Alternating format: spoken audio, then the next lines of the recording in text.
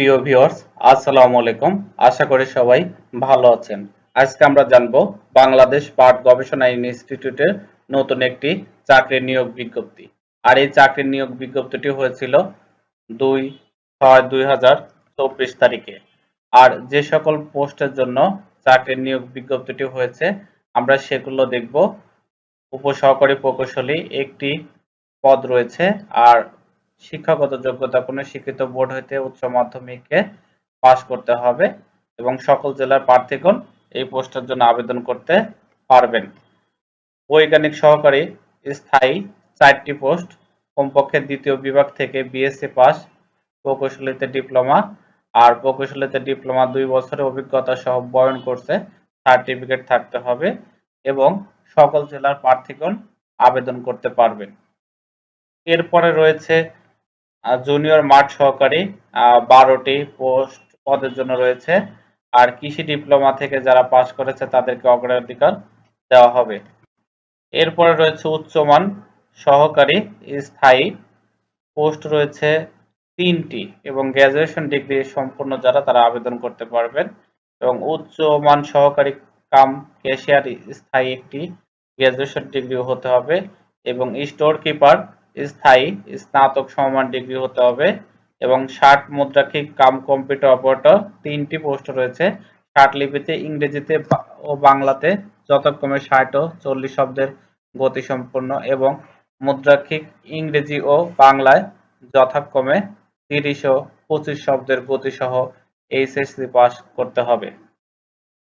এরপরে রয়েছে গুদাম রক্ষক স্থায়ী একটি পোস্ট, গ্র্যাজুয়েশন ডিগ্রি যাদের তারা আবেদনটি করতে পারবেন। জুনিয়র ফিল্ড অ্যাসিস্ট্যান্ট স্থায়ী একটি পোস্ট, কৃষি ডিপ্লোমা যারা উত্তীর্ণ হয়েছে তাদেরকে অগ্রাধিকার দেওয়া হবে। এরপরে রয়েছে জুনিয়র ফিল্ড অ্যাসিস্ট্যান্ট অস্থায়ী অফিস সহকারী কাম কম্পিউটার মুদ্রাক্ষিক 9টি পোস্ট রয়েছে। এইচএসসি পাস যারা তারা আবেদন করতে পারবেন এবং ইংরেজি ও বাংলাতে 20 ও 30 টাইপিং এর স্পিড থাকতে হবে।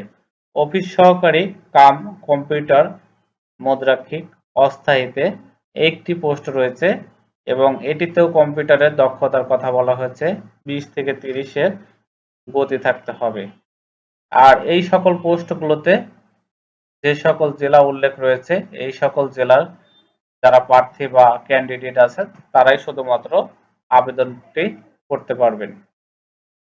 এরপরে রয়েছে অফিস সহকারী স্থায়ী 11টি পোস্ট, পঞ্চম শ্রেণী পাস করলে আপনি আবেদনটি করতে পারবেন। আর এখানে যে সকল জেলার নাম উল্লেখ রয়েছে সে সকল জেলা থেকে আবেদনটি করা যাবে। আর আবেদন করতে ইচ্ছুক যে সকল ব্যক্তি তারা অনলাইনের মাধ্যমে আবেদনটি সম্পূর্ণ করতে পারবেন উক্ত লিংকের মাধ্যমে প্রবেশ করে। আর আবেদনটি অনলাইনের মাধ্যমে সম্পূর্ণ করতে হবে এবং এখানে সেই তথ্যই দেওয়া রয়েছে। আর 9/6/2024 তারিখ থেকে আবেদনটি শুরু হয়েছে এবং আবেদনটি করা যাবে 8/7/2024 তারিখ বিকাল 4টা পর্যন্ত।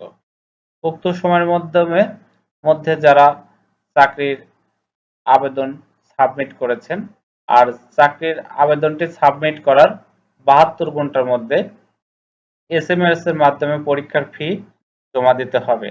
আর পরীক্ষার ফি জমা দেওয়ার জন্য টেলিটক সিম ব্যবহার করতে হবে। টেলিটক সিম ব্যবহার করে পরীক্ষার ফি জমা দিতে হবে। আর পরীক্ষার ফি বাবদ 1 নং পদের জন্য 558 টাকা, 2 নং থেকে 12 নং পদের জন্য 223 টাকা এবং 13 নং পদের জন্য 112 টাকা ফি প্রদান করতে হবে।